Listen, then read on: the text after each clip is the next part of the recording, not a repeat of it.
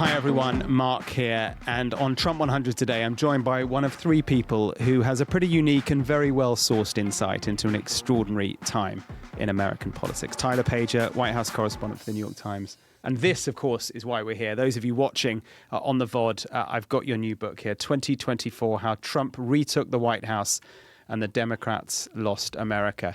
Like so many of us were here for that period. I was part of the ride, as you were. But you've got some great sourcing. You and two colleagues have written this book, Josh Dorsey within Wall Street Journal and Isaac Arnsdorf, who's the senior White House correspondent for the Washington Post. A proper collaboration, this. You're three guys that we all see around. And we get a sense of how Donald Trump went from, frankly, being in the wilderness after he lost the election to Joe Biden, to becoming the unbeatable candidate. Yeah, I mean, I think that is what we set out to do. So we started this book, and for your listeners, it is also published in the UK, so you can get your copies there. Good plug there. But so we set out to write what we wanted to be the definitive and comprehensive story of the 2024 election. We started this book in the summer of 2023 when it looked like it would be a Donald Trump versus Joe Biden rematch, but we didn't know. We had been covering both these men for many years and felt uniquely positioned to write this book. And I think it's important to have that context because there's a lot out there about the election, but a lot of it focuses on either one of the candidates or the crucial period after the debate when Joe Biden has that disastrous performance with Donald Trump. We all remember that. And then he drops out and Kamala Harris takes over. But that is not the place to start this story. The place to start this story and what we do in this book is we start with this FBI search at Mar-a-Lago. So the book's called 2024, but it actually starts in 2022. Trump is at Trump Tower on Fifth Avenue in Manhattan. And when he receives a call, doesn't he, being told that the FBI are at Mar-a-Lago, his property down in Florida. We all know the story now. They found classified documents, and it was the basis for one of the court cases against him. It feels like a very long time ago now. Yeah, and I think that is why I think this book is so important at this moment. It's easy to forget the predicament he was in and his status within the Republican Party, because right now he has complete and total control of the party. And that's not the case at this time period when the book starts. And one of the really interesting scenes in this book is when Donald Trump announces he's running for president. But when he makes his announcement to run for president, there's not a single U.S. senator in attendance, only backbencher members of Congress. There's not this celebration and hero's welcome that you might have assumed given where he is now. I remember it well. I was there. It was at Mar-a-Lago. I think it was November 2022, was it? Yeah. So it was just after the midterm elections. Yeah. The midterm elections where there was an expectation that maybe the Republicans would do very well. There'd be this red wave. It turned out to be a mirage. It didn't happen. But it's really important, and it's easy to forget just how much he was exiled, right? You know, after that. After the 2020 election, yeah, he claimed he won and all of that. But the reality was his tail was between his legs. He was down in Mar-a-Lago and he was a forgotten, busted flush. Yeah, I mean, he almost had a pariah status in the Republican Party. He was not in a good place mentally. He didn't know who was around him, who he could trust. He was facing all these potential criminal indictments. The Republican Party was not rallying behind him. And his path back to the White House is quite a remarkable and stunning one. But even, you know, if we focus on that night when he announced he was running again, I mean, I remember watching that speech at Mar-a-Lago and thinking, his heart's not in it. In order to make America great and glorious again, I am tonight announcing my candidacy for President of the United States. America's comeback starts right now.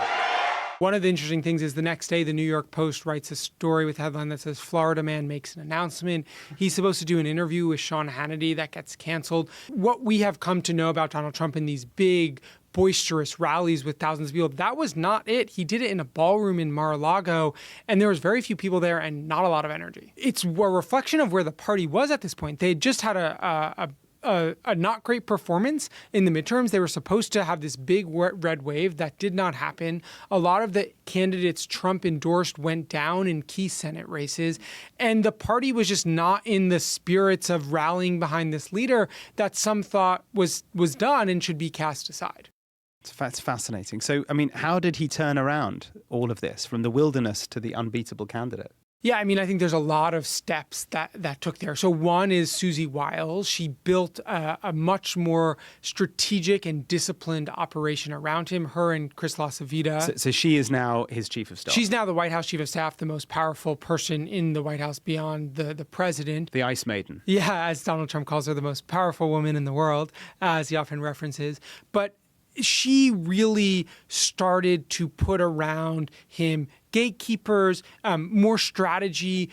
You know, one of the things she tried to do was explain to him who was grifting off him, who he should not keep around, why his campaign was unsuccessful in 2020. So a lot of the credit goes to her to sort of rebuilding that. But another thing that I think is striking, and this is something Donald Trump told my colleague Josh in an interview he did for the book, was when Trump gets indicted, a lot of the people running against him rally to his side. And even Donald Trump was surprised. He said to Josh, I was running against these people and they were all defending me. And I think that is a huge part of why he decided to run, because he saw winning the presidency the best way to avoid jail time or whatever sort of punishment he might get from those various criminal trials, but it also coalesced the Republican Party behind him. To what extent do you think the fact that he'd been in office and then had this break for 4 years before coming back, and that's obviously very unusual in American politics, to what extent did that help him to get his house in order, to get his strategy in order, to work out what went wrong the first time? He had this time in exile for a bit and then rebuilding himself to make him sort of unbeatable, and the success we're seeing, as far as he's concerned, play out now. Yeah, I think one of the things that the Republican Party and the broader Trump diaspora did during the 4 years out of power is they plotted and planned what they would do if they were to win. Known in some of it was that Project 2025, housed at the Heritage Foundation, a conservative which he disowned. Which he disowned, but now they are carrying out many of that policies, and the people that worked on that are part of the administration. But what they really focused on was figuring out how to use the levers of government to exert power. And I think we've seen that in the early months of this administration, the slew of executive orders, the way in which they are targeting what they perceive as their enemies, law firms, universities, etc. A lot of that work was done over the past 4 years. So if you were to isolate one person that he can attach his success to, it's Susie Wiles. In terms of the political stuff, absolutely. She was crucial to building the operation and getting him in a place where he coalesced the Republican Party behind him and sort of became this unbeatable candidate. So he was in exile. He rebuilt himself with some wily political operators like Susie Wiles. He was then, the front runner candidate. I remember we did a whole profile on Ron DeSantis. Remember him? I mean, there was this thought that maybe he was going to be the one to beat, and he was in the wilderness.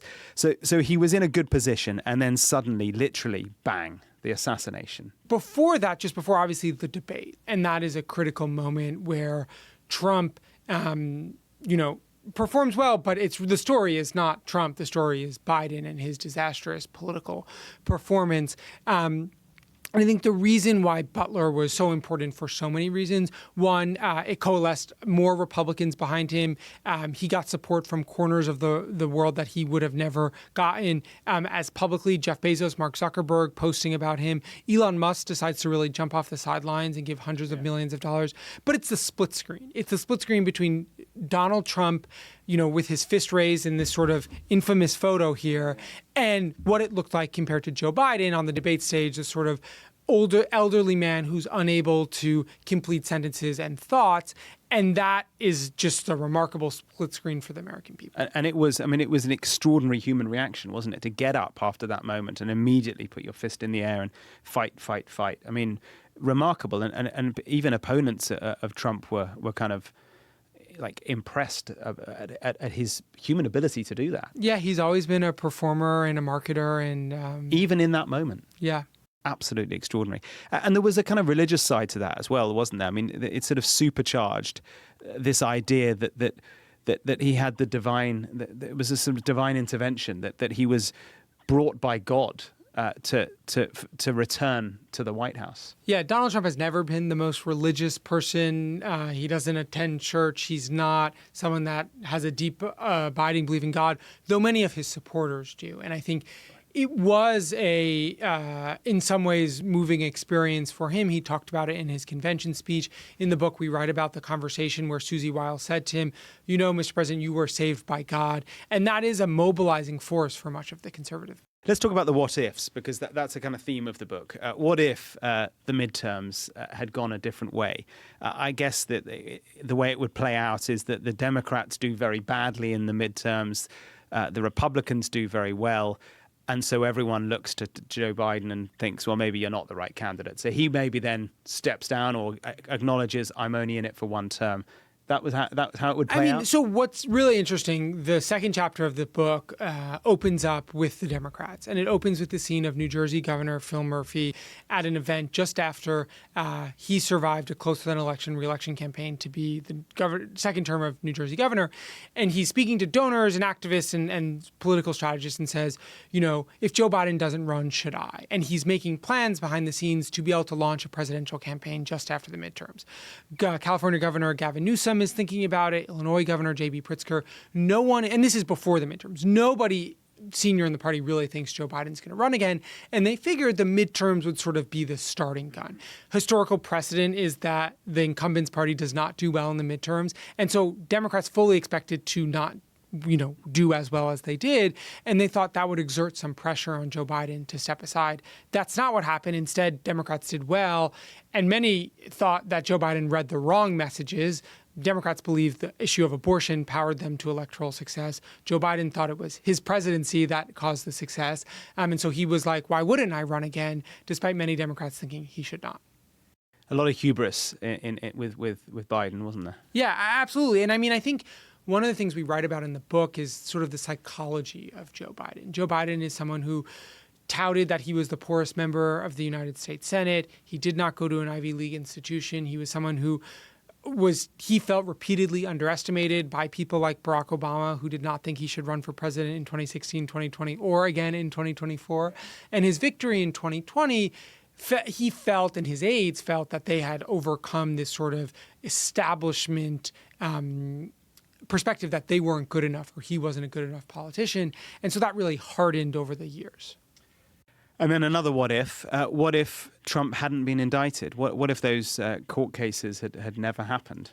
Yeah, I mean, he was not set on running again. He was definitely thinking about it, but it was really those criminal indictments and the fear of going to jail that spurred him to see the best path to his freedom was winning the presidency. And then he used that sort of framework to appeal to voters, saying they're not just coming after me, they're coming after all of you too. And that sort of victimhood was a key part of his campaign. Let's talk about Joe Biden and his age. How evident from your research, from the sources you've spoken to, how evident was it that behind closed doors they were really worried about Biden and his age? There are ample scenes of Joe Biden and Joe Biden's aides being concerned about his age. We have this scene in the book. There's this time where Joe Biden is delivering a commencement address in Colorado, and he trips over a sandbag and falls to the ground. And the video went viral. And after it's never before reported, he gets to the White House and he encounters Jeffrey Katzenberg, the billionaire movie producer who was a co-chair of the campaign helping with fundraising. And Biden says to Jeffrey, I got sandbagged. And Katzenberg says, I'm glad you did. And his point was, we need to be much more intentional about your age and concerns around it. He wanted him to get more rest. He wanted him to get more exercise. He wanted him to eat healthier. He wanted him to go see an ENT doctor so that he could work on his voice because his voice didn't sound as well. He wanted him to be more deliberate about physical therapy. So it's not that they didn't worry about his age. They worried about it deeply, but they worried about it as a perception problem and not a governing problem. They thought he was fully capable. And that turned out, obviously, we know it was a disaster. Now you're in a situation where there are 40% fewer people coming across the border illegally. That's better than when he left office. And I'm going to continue to move until we get the total ban on the total initiative relative to what we're going to do with more Border Patrol and more asylum officers. President Trump? I really don't know what he said at the end of that sentence. I don't think he knows what he said either. What if the debate had happened much later? I mean, I think that's a great question. I mean, there are some people that pushed for an earlier debate that privately said, well, if it goes bad, we'll have time to recover. I mean, it's an impossible counterfactual, but the thing is, if the debate had happened after the convention, it would have been much harder for them to replace him as the nominee. So he was out, and Kamala Harris was thrust into this position. She had, I think, just 107 days, didn't she, to distinguish herself from Biden. We all watched it. She struggled. She said, what did she say? If anything, would you have done something differently than President Biden during the past 4 years? There is not a thing that comes to mind in terms of, and I've been a part of most of the decisions that have had impact. So I think, obviously we explore that extensively in the book. And there's two things that come up. One is that Joe Biden, in a phone call the day of her debate, says to her, he's ostensibly calling her to wish her good luck, but then he says he has some political advice. And his advice is that she shouldn't campaign in a disloyal way because he's very popular, and if she breaks from him, that'll hurt her with Democratic voters. There's no polling to back that up. In fact, the polling would suggest the opposite, that people were dissatisfied with Joe Biden, and it may have been to her advantage to separate herself. But the other thing that I think she struggled with was how to break with him. The narrative was that she was his loyal number two. She was in every meeting, last person in the room, and a key part of the decision. So if she then comes out and says, I disagree with Joe Biden on X, Y, and Z, that is an authenticity problem. Why did you not disagree then? The one issue she really did disagree with him on was the Israel-Hamas conflict. She thought he should have been much tougher on Benjamin Netanyahu, and she also thought he should be much more sympathetic to the suffering of Palestinians. The problem was she got some advice from national security officials that if she were to break with him, it could hurt their diplomatic efforts to release the hostages in Gaza. And so that was one of the areas where it proved to be challenging. And on Biden's age, to what extent do you think the US media should take some blame for not reporting it more with a bit more force? What I think about this is that if you look at polling from before all of this, most Americans thought Joe Biden was too old and shouldn't have run for a second term, Democrats included. So it wasn't as if Joe Biden's age was a secret, right? Everyone saw him if they wanted to. And we wrote extensively about it. And the way that we did it often was through the lens of voters. We talked to voters who said Joe Biden shouldn't run again. And so I think, in hindsight, I think you can always do more coverage of everything. But I dispute the idea that Americans were not aware of Joe Biden's age. It was the most animating issue for voters. And it was the White House and Democrats who pushed back strenuously against any reporting about his age. Now, you spoke in terms of the principal cast members of this book, Biden, Harris, and Trump. You tried to speak to all three of them. Harris didn't want to talk. Biden talked a bit. And of course, Donald Trump talked a lot. I think it is sort of telling about the different candidates. Donald Trump sat for an interview with my colleague Josh Dawsey. I requested many times to speak to Joe Biden, made the case that it was important to get his perspective in a book of this scope and scale. They said it would conflict with the memoir he was working on. After he left office in March of 2025, I got Joe Biden's personal cell phone number, and I gave him a call, like any journalist would do. If you just cold called him. I just cold called him. He didn't answer. I didn't leave a message. I figured I'd try him again.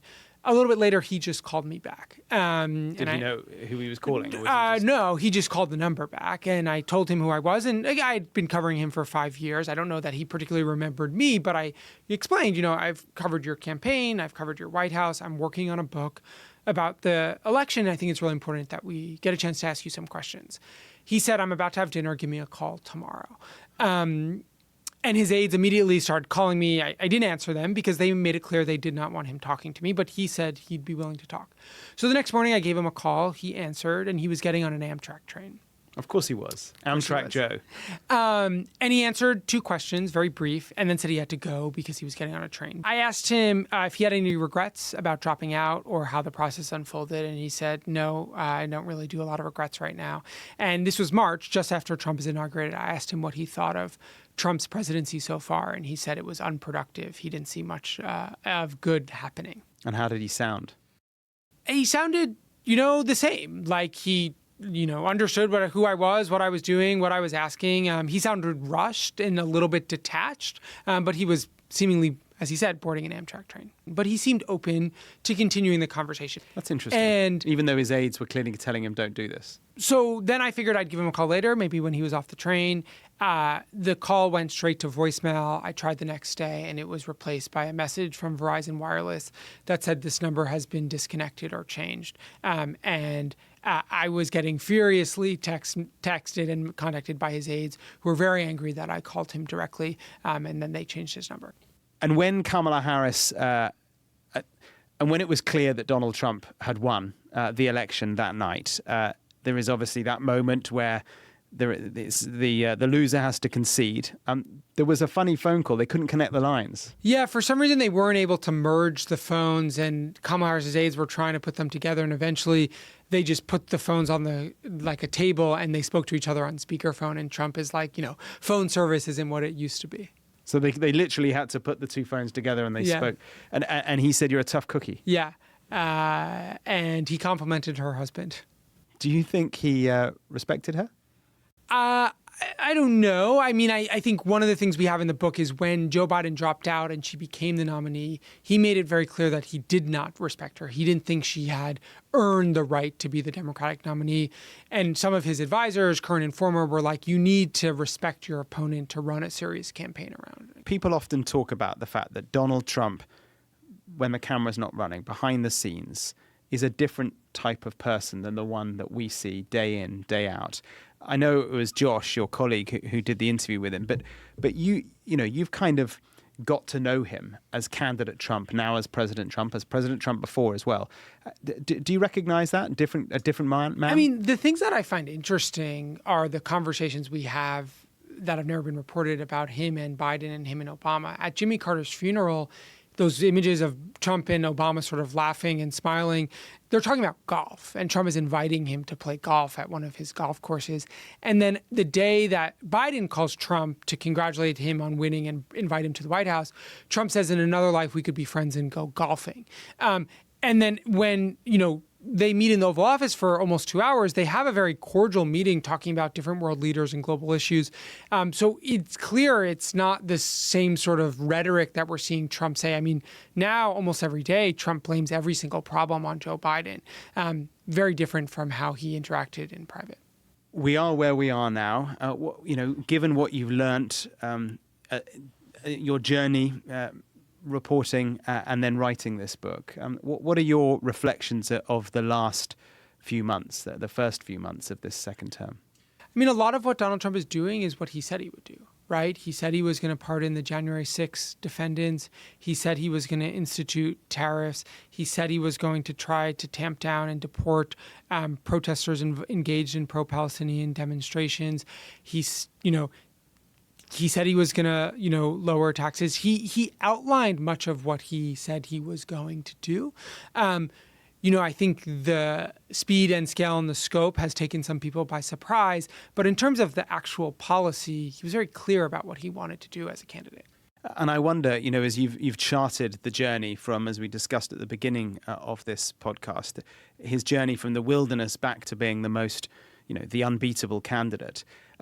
Are we seeing now that impressive pursuit of his agenda and pursuit of power that you saw, that you've charted in those wilderness years? We're seeing that play out now, aren't we? We're seeing his ability just to sort of steamroll everything. Yeah, I mean, the Republican Party has not put up any roadblocks to him. Obviously, there's been some divisions in the base. The Epstein files right now roiling the MAGA base. His decision to bomb Iran was divided the base. But in terms of the Republican Party and his ability to get things done, he's basically faced no opposition. As they say here, buckle up, hold on tight. Yeah. Tyler Pager, thank you very much. Thanks so much for having me. Thanks a lot.